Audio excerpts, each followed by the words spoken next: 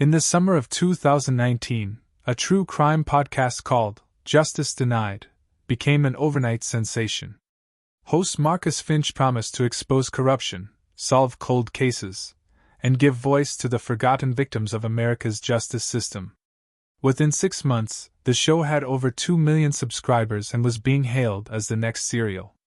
But what no one realized, not the fans, not the advertisers, not even the FBI, was that this podcast wasn't just reporting on murders. It was inspiring them. 7 people would die because of what they heard in Marcus Finch's carefully crafted episodes. 7 people whose deaths would mirror the unsolved cases Finch profiled with disturbing precision.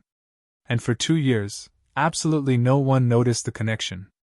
This is the story of how America's obsession with true crime turned deadly, and how one man used our fascination with murder to orchestrate the perfect killing spree.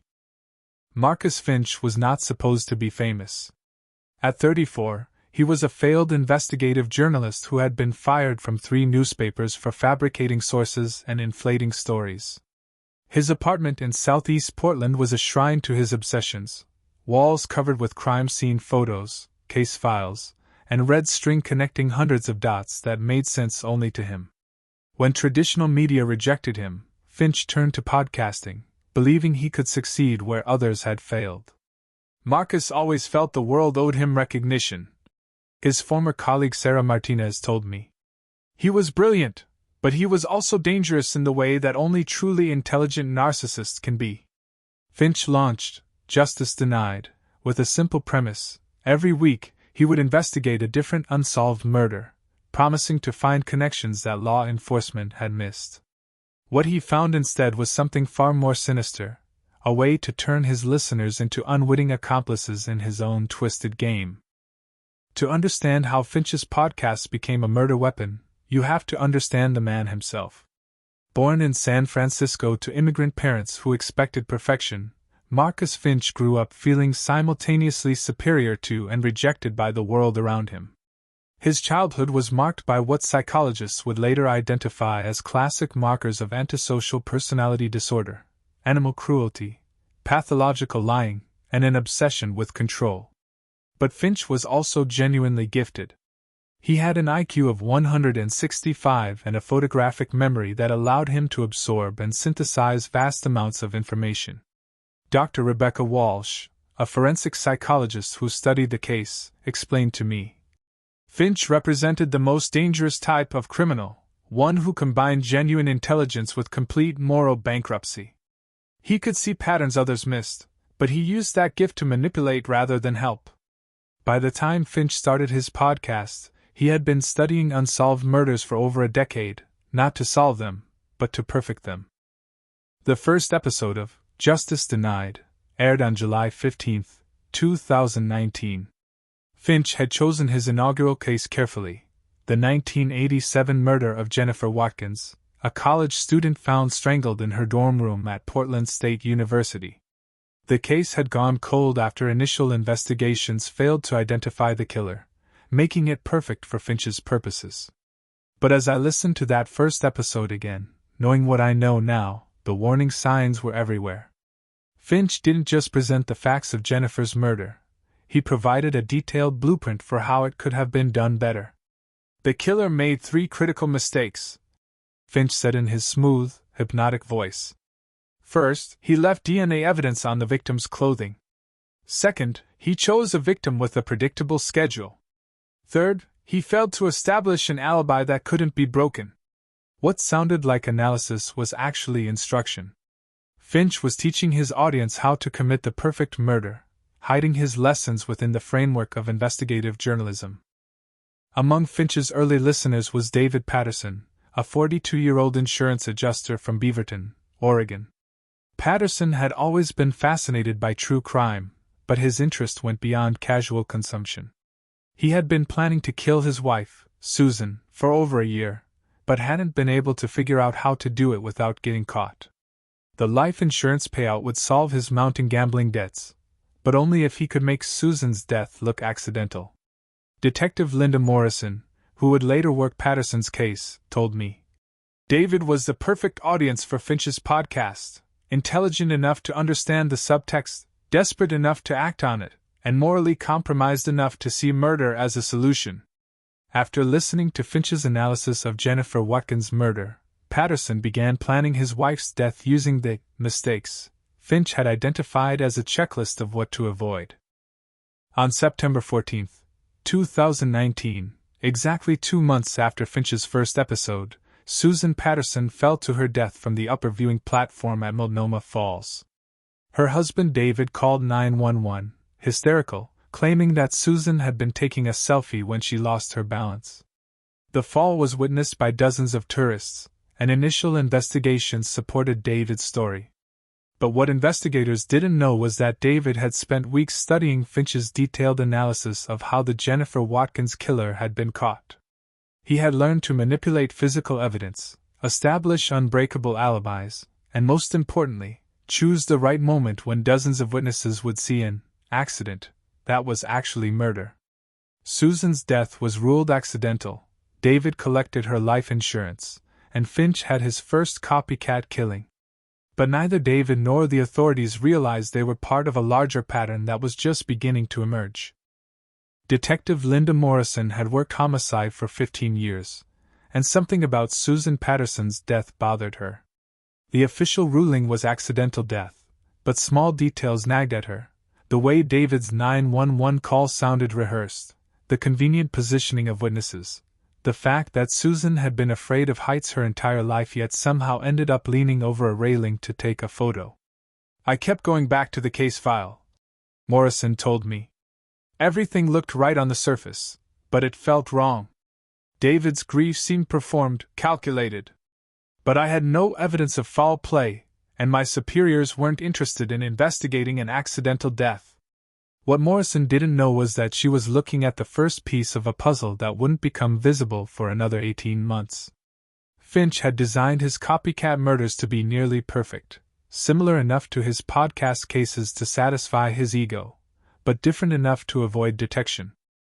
By October 2019, Justice Denied had gained enough traction to secure major sponsorship deals.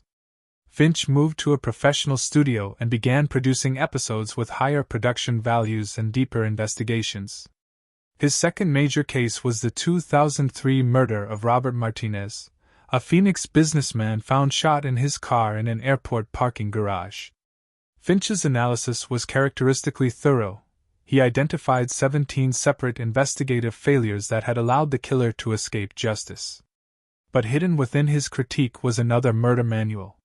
Finch explained how the killer should have disposed of the weapon, how he should have avoided security cameras, and how he should have manipulated the crime scene to misdirect the investigation. To casual listeners, it sounded like expert analysis. To someone planning a murder, it was a graduate-level course in homicide.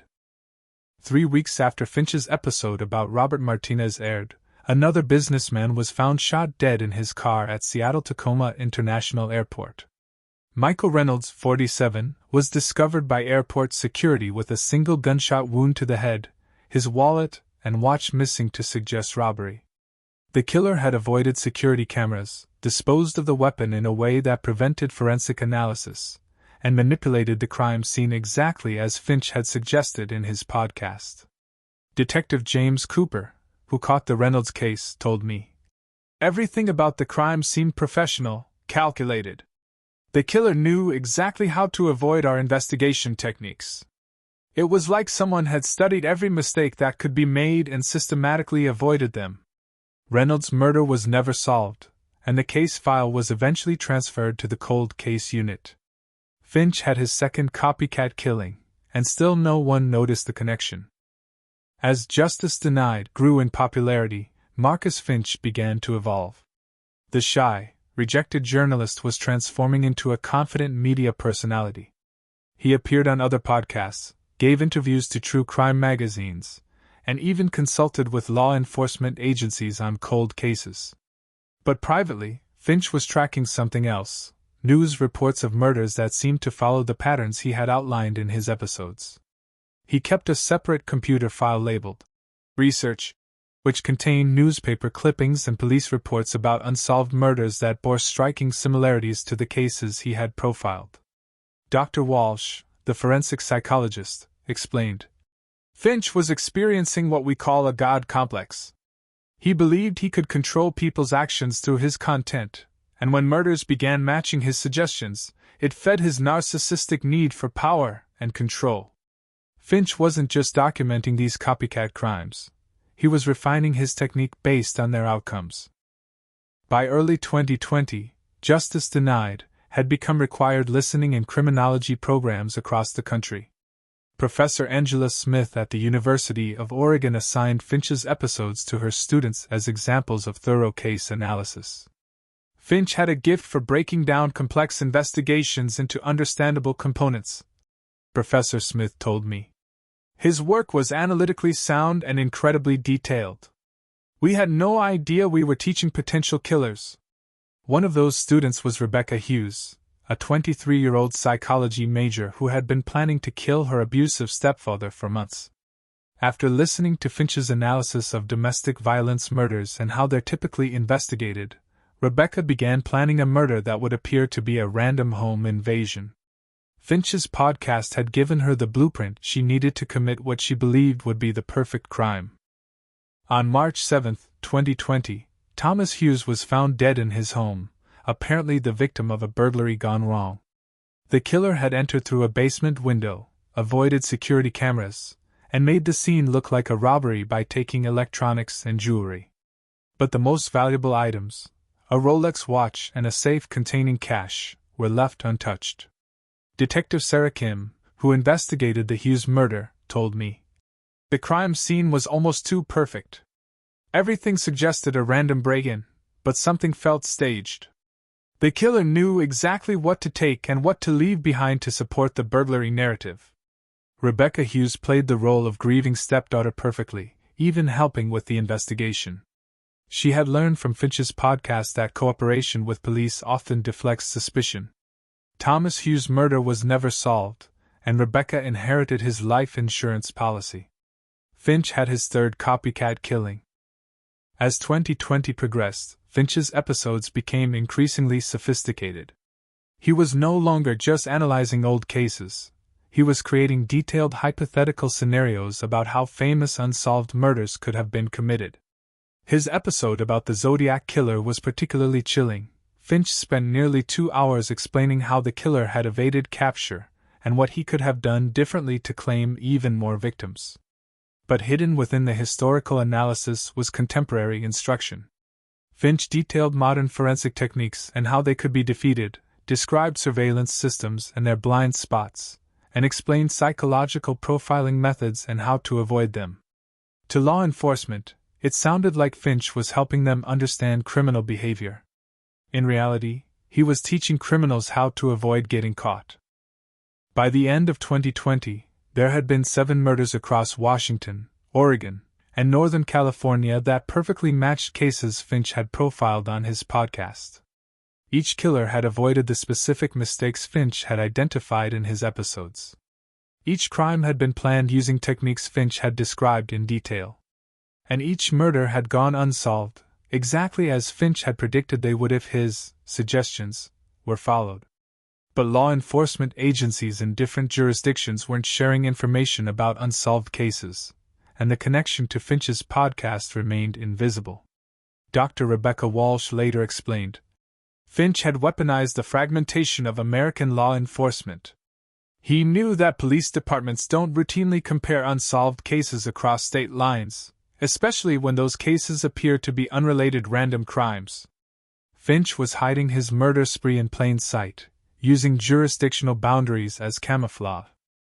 The pattern might have remained hidden forever if not for FBI Special Agent Patricia Reeves, a behavioral analyst who had been tracking unusual clustering patterns in violent crimes.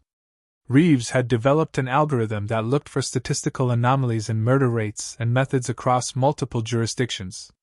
In January 2021, her system flagged 7 murders committed between July 2019 and December 2020 that showed unprecedented sophistication in avoiding forensic detection.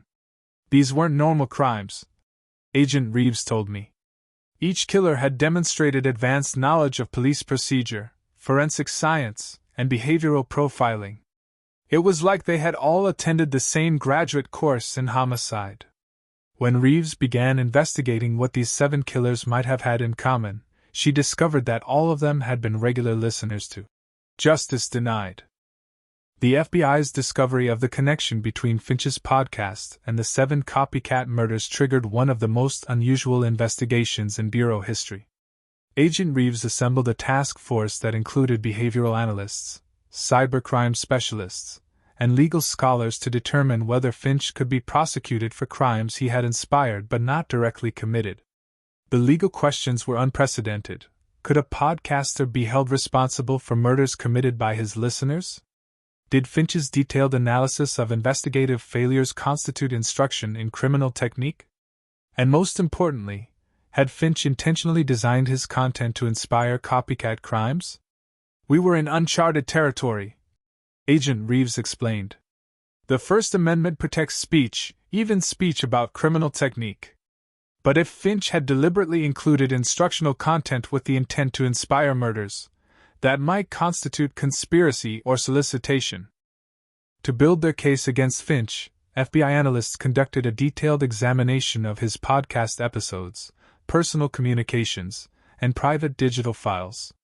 What they discovered was chilling evidence of intentional manipulation. Finch had been tracking news reports of murders that matched his podcast cases, maintaining detailed files on each copycat killing, and using that information to refine his techniques. His private notes revealed that he saw his listeners as experimental subjects in a massive study of criminal psychology. One particularly damning document titled Effectiveness Metrics showed Finch analyzing which types of instructional content were most likely to inspire action. Dr. Walsh reviewed these documents and told me, Finch wasn't just documenting copycat crimes, he was conducting a systematic study of how to manipulate people into committing murder.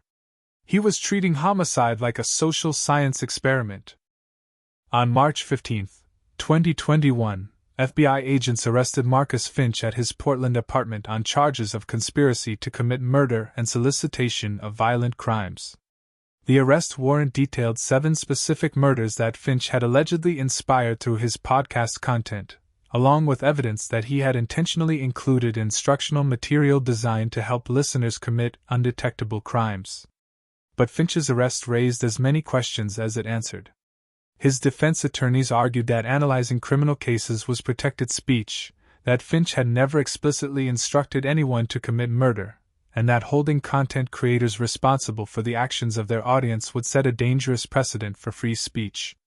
The legal battle that followed would force American courts to confront fundamental questions about the relationship between media influence and criminal responsibility. Finch's trial began on September 8, 2021, and lasted for 3 months. Prosecutors presented evidence that Finch had deliberately structured his podcast episodes to include detailed instructions for committing undetectable murders, disguised as analytical commentary on investigative failures.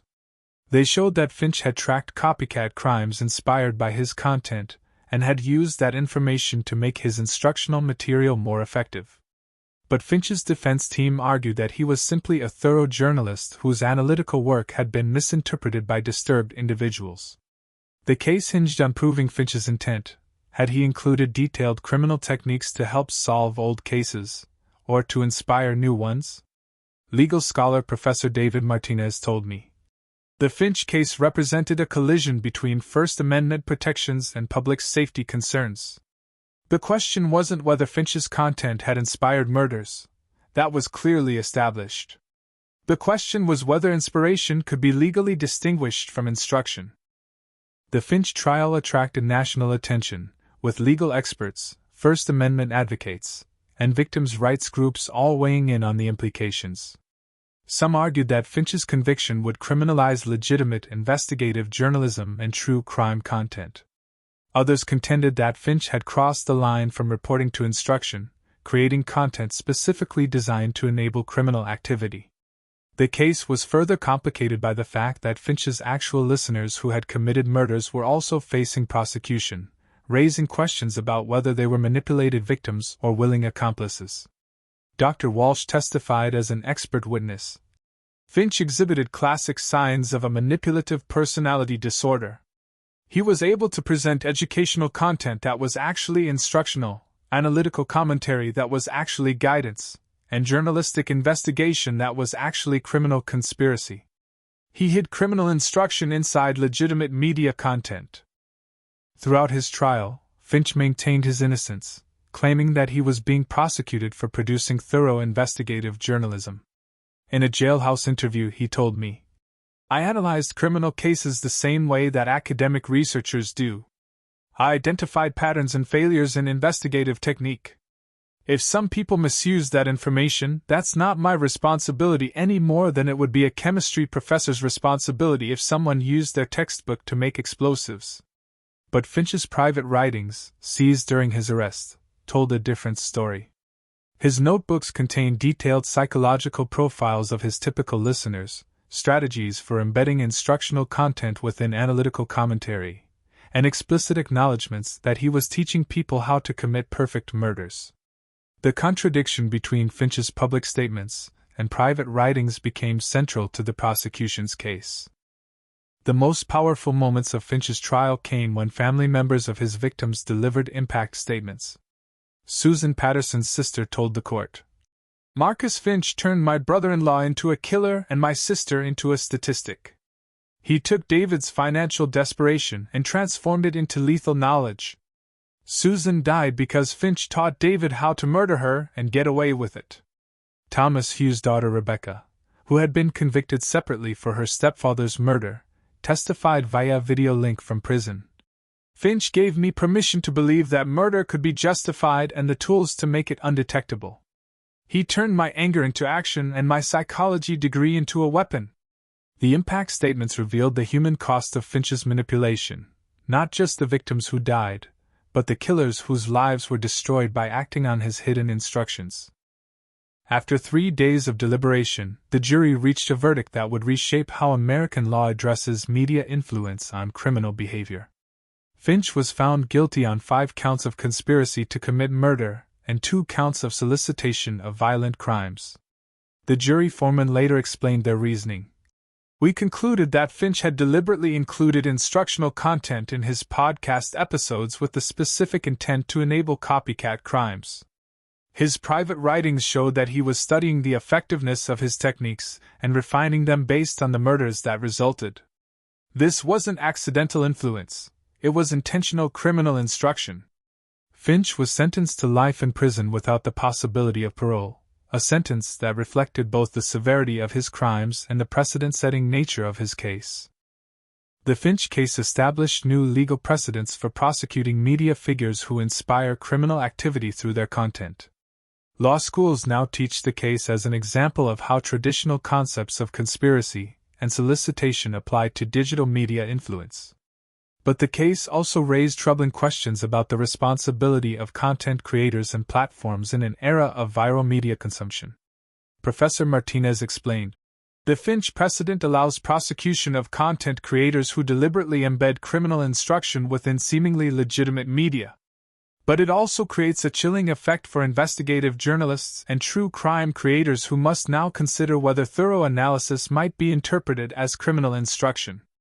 The line between education and instruction, between analysis and advice, had been legally defined but remained practically ambiguous. The true crime podcasting industry was fundamentally changed by the Finch case. Creators now include extensive legal disclaimers, avoid detailed discussion of investigative failures, and consult with attorneys before releasing episodes that might be interpreted as instructional. Podcast networks have implemented content review processes specifically designed to identify potentially problematic material. Sarah Martinez, Finch's former colleague who now hosts her own true crime podcast, told me, "We all had to confront the possibility that our content might be used by someone with criminal intent. The Finch case forced us to recognize that detailed analysis of criminal technique, even in the context of historical cases, could become a manual for future crimes." The industry's response highlighted the broader challenge of balancing investigative thoroughness with public safety concerns. The Finch case sparked extensive academic research into the relationship between true crime media consumption and criminal behavior. Dr. Walsh leads a team studying what they call instructional media influence, content that appears educational but functions as criminal guidance. Their research has identified several characteristics that distinguish potentially dangerous content from legitimate investigative journalism: the level of technical detail provided, the focus on investigative failures rather than successes, and the inclusion of hypothetical scenarios that could serve as actionable plans. Finch's technique was sophisticated because it exploited the psychological profile of his typical listener, Dr. Walsh explained. He understood that people consume true crime content both for entertainment and education, and he provided education that was actually instruction disguised as analysis. I visited Marcus Finch in prison 3 years after his conviction, curious to understand how he viewed his crimes and their impact. Finch, now 40, maintained that he had been wrongfully convicted for producing thorough investigative journalism. But when I asked him about the 7 people who died because of his podcast, his mask slipped slightly. "I never told anyone to commit murder," he said. "But I did teach them how to do it successfully. Maybe I convinced myself that was education when it was really something else." Finch's admission suggested that even he wasn't entirely clear about where his analytical work had crossed the line into criminal instruction. His case had established legal precedents, but the psychological mechanisms that allowed him to manipulate his listeners remained largely unexplored. The 7 victims of Finch's podcast-inspired murder spree came from different backgrounds, different states, and different circumstances, but they shared a common fate: they were killed by people who had learned how to murder from justice denied. Susan Patterson, who fell from Multnomah Falls. Michael Reynolds, shot in an airport parking garage. Thomas Hughes, killed in a staged home invasion. For others whose deaths had been carefully planned using Finch's detailed instructions. Their families formed a support group for victims of media-inspired violence, advocating for legal reforms that would hold content creators accountable for deliberately instructional material. These weren't random crimes, Susan Patterson's sister told me. They were commission murders, with Finch as the architect and his listeners as the hired killers. The FBI has developed new protocols for monitoring media content that might inspire copycat crimes, focusing particularly on true crime podcasts and investigative journalism that includes detailed technical information.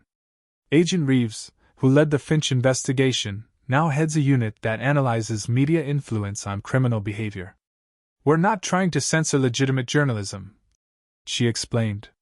"But we've learned to identify content that crosses the line from analysis to instruction. Finch taught us that criminals can use educational media as a learning tool, and we need to be aware of that possibility." The Bureau's new monitoring protocols represent an attempt to balance First Amendment protections with public safety concerns, but they also raise questions about government surveillance of media content. Today, 5 years after Finch's arrest, the locations where his victims died have become pilgrimage sites for people studying the intersection of media influence and criminal behavior. Multnomah Falls, where Susan Patterson died, now has a small memorial plaque remembering all 7 victims of podcast-inspired violence. The plaque reads, "In memory of those who died because someone learned to kill from what they heard." It's a sobering reminder that in our media-saturated age, information can be weaponized in ways we're only beginning to understand.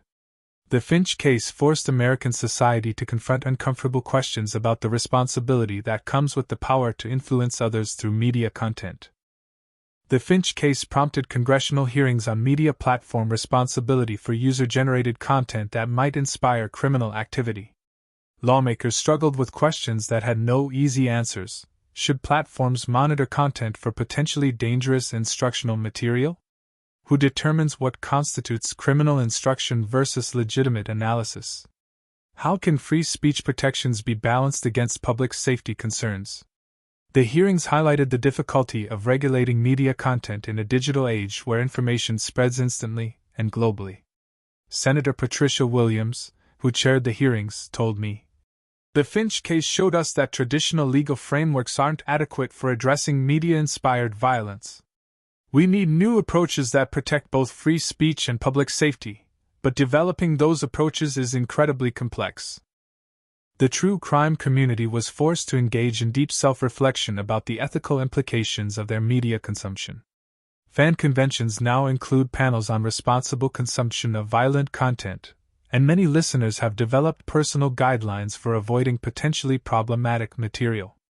Jennifer Walsh, a longtime true crime fan, told me, "The Finch case made me realize that I needed to think more critically about the content I was consuming and sharing. Just because something is interesting or educational doesn't mean it's ethical or safe." The community's response demonstrated how media consumers themselves can play a role in identifying and avoiding potentially dangerous content, but it also highlighted the difficulty of making such determinations without expert guidance. Mental health professionals have identified a new category of patient, individuals who develop violent ideation after consuming detailed media content about criminal techniques. Dr. Maria Santos, who treats such patients, explained, "We're seeing people who never would have considered violence before being exposed to detailed instructional content disguised as educational material. The Finch case taught us that media influence on criminal thinking can be much more direct and immediate than we previously understood."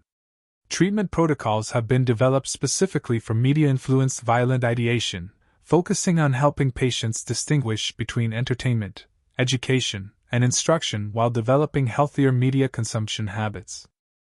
Research into media influence on criminal behavior has expanded dramatically since the Finch case, with studies focusing on the specific techniques Finch used to embed instructional content within analytical commentary. Researchers have identified what they call instructional markers, linguistic and structural elements that distinguish guidance from analysis. Dr. Walsh's team has developed algorithms that can identify potentially problematic content with 87% accuracy, but the technology raises concerns about automated censorship and the suppression of legitimate investigative journalism. "We're walking a tightrope between protecting public safety and preserving free speech," Dr. Walsh told me. "The Finch case forced us to confront that balance, but we're still learning how to maintain it." Perhaps the most disturbing aspect of the Finch case is how it revealed the potential for any media content to be weaponized by individuals with criminal intent. Even legitimate educational material about criminal investigation can be misused by someone planning a crime. This realization has led to discussions about whether certain types of information should be restricted or controlled, but such restrictions would fundamentally alter the American approach to free speech and open information. Professor Martinez explained, "The Finch case forced us to confront a paradox. The same information that helps law enforcement solve crimes can help criminals commit them. We have to decide whether the benefits of open information outweigh the risks of criminal misuse." Today's true crime content creators operate in a world fundamentally changed by the Finch case. They must balance thoroughness with responsibility, education with safety, and analysis with ethics. Many have developed personal codes of conduct that guide their content creation, focusing on victim stories rather than criminal techniques, emphasizing investigative successes rather than failures, and avoiding detailed technical information that could be misused. Sarah Martinez told me, "The Finch case taught us that we have more power to influence people than we realized, and that power comes with serious responsibility. We can't just create content for entertainment.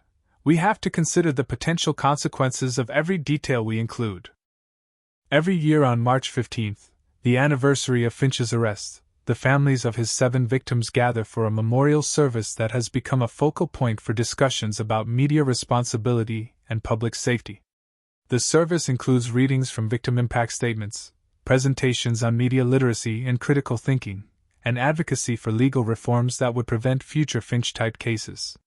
"We don't want our loved ones to have died for nothing," Thomas Hughes' daughter told the gathering.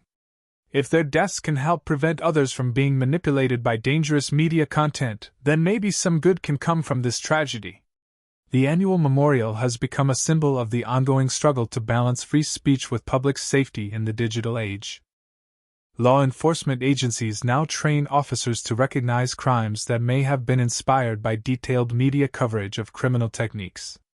The training includes analysis of the Finch case as an example of how media content can function as criminal instruction, and officers learn to look for evidence that suspects may have used media sources to plan their crimes. Detective Morrison, who worked the Susan Patterson case, now teaches these training courses.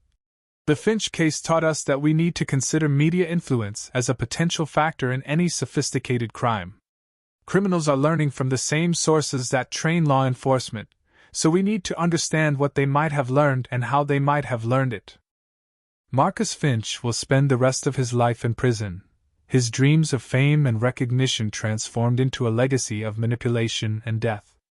His case established legal precedents that continue to influence how American courts address media-inspired violence, but it also raised questions that remain unanswered. How do we balance free speech with public safety? How do we distinguish between education and instruction? How do we hold media creators accountable for the unintended consequences of their content? These questions become more urgent as media becomes more sophisticated and its influence more immediate. Finch found a way to turn America's fascination with true crime into a weapon, but he also revealed vulnerabilities in our media ecosystem that others might exploit. The studio where Marcus Finch recorded Justice Denied sits empty now, seized by federal authorities and maintained as evidence in ongoing appeals.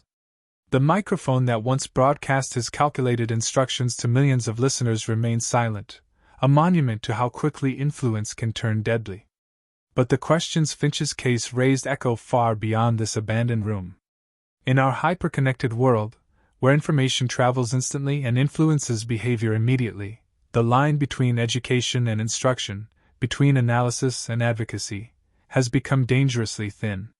Finch exploited that ambiguity with devastating effectiveness, turning legitimate investigative techniques into weapons of mass manipulation. The true crime industry Finch helped create has been forever changed by his crimes. Podcast platforms now employ teams of content reviewers specifically trained to identify potentially dangerous instructional material. Streaming services have implemented automated systems that flag episodes containing detailed discussion of criminal techniques. These changes have made the medium safer, but they've also created new forms of self-censorship that many creators believe compromise the integrity of investigative journalism. Lisa Rodriguez, who hosts the popular podcast Cold Case Chronicles, told me, "We all live in Finch's shadow now. Every time I analyze an investigative failure, I have to ask myself, am I educating my audience, or am I teaching them how to commit crimes? That's not a question any journalist should have to ask, but Finch made it unavoidable." The Finch case has become a cornerstone of media ethics education, taught in journalism schools and communication programs as an example of how content creators must consider the potential consequences of their work. Students grapple with scenarios that have no clear answers. Should a documentary filmmaker include detailed information about how a crime was committed if that information might help viewers commit similar crimes? Should investigative journalists avoid reporting on police investigative techniques if that reporting might help criminals evade detection? Professor Angela Finch, no relation to Marcus, teaches media ethics at Columbia University and uses the podcast Murder Case as a central example. The Finch case forces students to confront the reality that information is not morally neutral. The same facts that can help solve crimes can also help commit them, and content creators must grapple with that duality. The families of Finch's 7 victims weren't the only ones affected by his manipulation. As news of the case spread, other families came forward with stories of loved ones who had committed crimes after consuming detailed media coverage of criminal techniques. The support group that formed around Finch's victims has grown to include dozens of families affected by what researchers now call media-inspired violence. Patricia Williams, whose son killed his girlfriend after binge-watching true crime documentaries that included detailed forensic analysis, told me, "The media companies want to say they're just reporting facts, but facts can be weapons when they're presented to the wrong audience. My son learned how to clean a crime scene and dispose of evidence from documentaries that were supposed to be educational. Those shows gave him everything he needed except the moral framework to resist using that knowledge." I returned to Finch's former apartment building in Portland, now occupied by a young family who has no idea of its history. The walls that once displayed crime scene photos and investigative timelines are now covered with children's artwork and family photographs. But standing in that space, knowing what had been planned there, I was struck by how ordinary evil can appear. Finch wasn't a stereotypical criminal. He was an educated, articulate media professional who used his skills to manipulate others into committing murder. His method was so sophisticated that it took law enforcement 2 years to recognize what he was doing, and his victims included both the people who died and the people who killed them. Dr. Walsh explained. Finch represents a new category of criminal, the intellectual predator who uses media influence as a weapon. He didn't need to touch his victims to destroy them. He just needed to reach their minds through their headphones. The legal precedents established by Finch's conviction have led to ongoing discussions about how to regulate media content that might inspire criminal activity. Congress has held multiple hearings on the subject, but lawmakers have struggled to develop policies that protect public safety without infringing on First Amendment rights. The challenge is compounded by the global nature of digital media. Content created in one jurisdiction can influence behavior anywhere in the world. Senator Patricia Williams, who has become a leading advocate for media responsibility legislation, told me. The Finch case showed us that our legal frameworks haven't kept pace with our media technology. We have laws about direct incitement to violence, but we don't have adequate tools for addressing sophisticated manipulation that uses educational content as a cover for criminal instruction. The FBI now operates a specialized unit that monitors digital media for potential Finch-type manipulation, but the task is enormous and technically complex. Agent Reeves, who led the original Finch investigation, heads the unit and explained the challenges. Finch was sophisticated enough to hide his criminal instruction within legitimate analytical content. We're now seeing other content creators who may be attempting similar manipulation, but it's extremely difficult to prove intent without the kind of private documentation we found in Finch's case. The unit has identified dozens of creators who use Finch-like techniques, but proving criminal intent remains nearly impossible unless creators are careless enough to document their manipulation efforts. The legal standard established by Finch's case requires evidence of deliberate intent to inspire criminal activity, not just content that could potentially be misused. Technological solutions to the Finch problem are being developed by researchers who study the linguistic and psychological techniques he used to embed criminal instruction within analytical content. Dr. Sarah Kim leads a team at MIT that has developed software capable of identifying instructional markers in audio content, specific patterns of language, tone, and emphasis that distinguish guidance from analysis. Their algorithm can detect Finch-type manipulation with impressive accuracy, but implementation raises serious concerns about automated censorship. Our technology could help platforms identify potentially dangerous content, Dr. Kim explained. But it could also be used to suppress legitimate investigative journalism that happens to include detailed technical information. The Finch case created a need for these tools, but using them responsibly requires careful human oversight. Marcus Finch continues to undergo psychological evaluation as part of his appeal process, though his chances of overturning his conviction are minimal. Dr. Michael Torres, the forensic psychologist assigned to Finch's case, has spent hundreds of hours trying to understand the psychological mechanisms that allowed Finch to manipulate his listeners so effectively. Finch exhibits a fascinating combination of intellectual brilliance and moral emptiness, Dr. Torres told me. He understands human psychology well enough to predict how people will respond to specific types of information, but he completely lacks empathy for the consequences of his manipulation. He sees his listeners as experimental subjects rather than human beings. Finch's psychological profile has become a subject of academic study, with researchers hoping to identify similar manipulative personalities before they can cause harm. Statistical analysis of murder patterns in the Pacific Northwest has revealed disturbing trends that began appearing shortly after Justice Denied started broadcasting. The sophistication of unsolved murders increased dramatically during Finch's active period, with killers demonstrating advanced knowledge of forensic countermeasures and investigative techniques. Dr. Amanda Foster, a criminologist who studies these patterns, told me. We can see Finch's influence in the crime statistics. Beginning in late 2019, we started seeing murders that were almost perfectly planned, using techniques that would normally require extensive criminal experience or law enforcement training. The statistical correlation with Finch's broadcast schedule is undeniable. The data suggests that Finch's influence may have extended beyond the 7 confirmed copycat murders, inspiring numerous other crimes that were sophisticated enough to avoid detection and prosecution. Major podcast networks have implemented extensive content review processes specifically designed to prevent another Finch-type situation.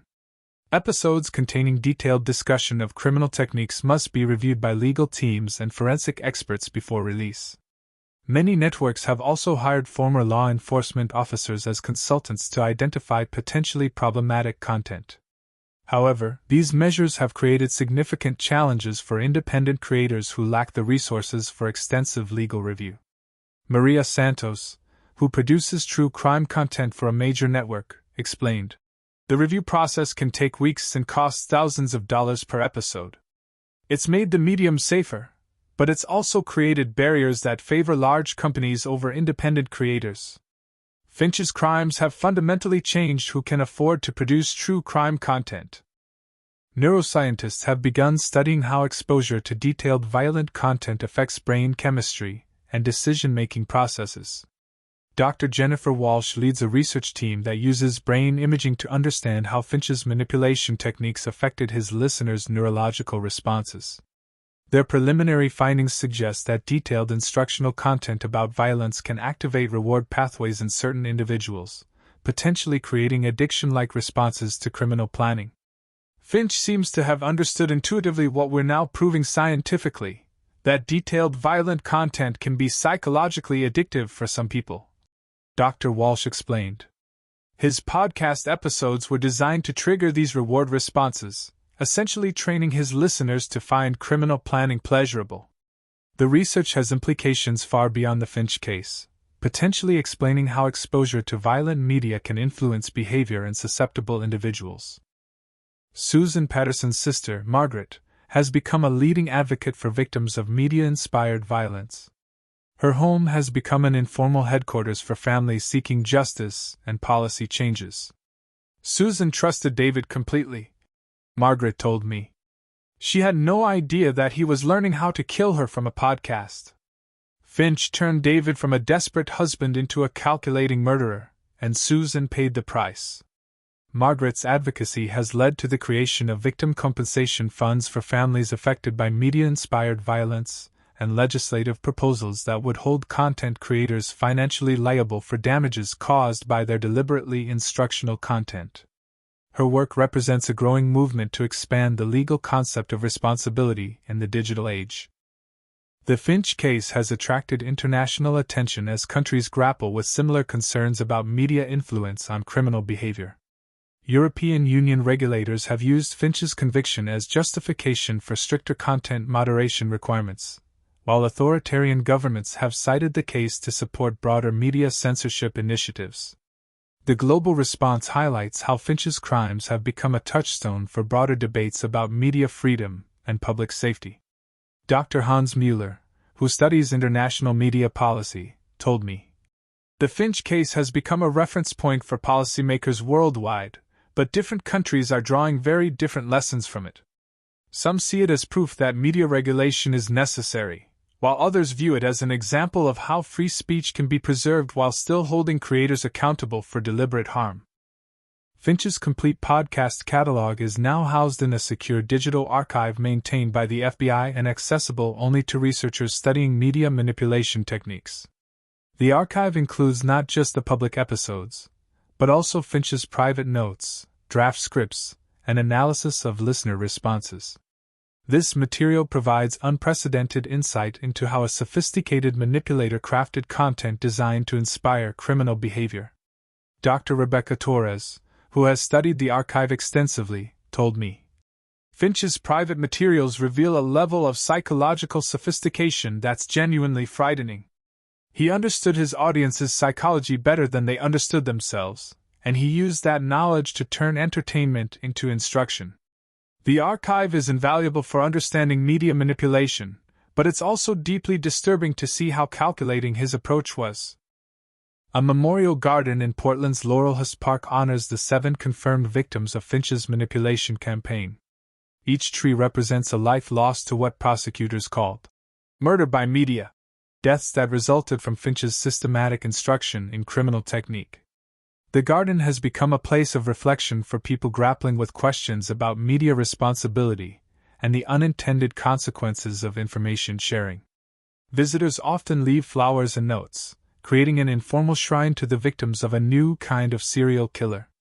The memorial serves as a physical reminder that in our information age, words can be as deadly as weapons when placed in the wrong hands with the wrong intent. In our final conversation, I asked Marcus Finch whether he felt responsible for the 7 deaths his podcast had inspired. For the first time in our interviews, he appeared genuinely emotional. "I told myself I was just analyzing cases, just providing information," he said quietly. "But I knew what I was really doing. I knew that some of my listeners would use what I taught them. I convinced myself that was their choice, not my responsibility, but I was wrong." Finch's admission of guilt came too late for his victims and their families, but it provided closure for some who had wondered whether he truly understood the consequences of his manipulation. His case established legal precedents that will influence media law for decades, but it also raised questions about the nature of responsibility in an interconnected world where influence can travel instantly across vast distances. The story of Marcus Finch and Justice Denied is ultimately a story about the power of media to shape behavior and the responsibility that comes with that power. Finch proved that sophisticated manipulation can turn educational content into criminal instruction, entertainment into influence, and listeners into killers. His case forced American society to confront uncomfortable truths about the potential for information to be weaponized and the need for new legal frameworks to address media-inspired violence. The 7 people who died because of Finch's podcast represent more than individual tragedies. They are symbols of the challenges we face in an age where anyone with a microphone can reach millions of listeners and where the line between education and instruction has become dangerously blurred.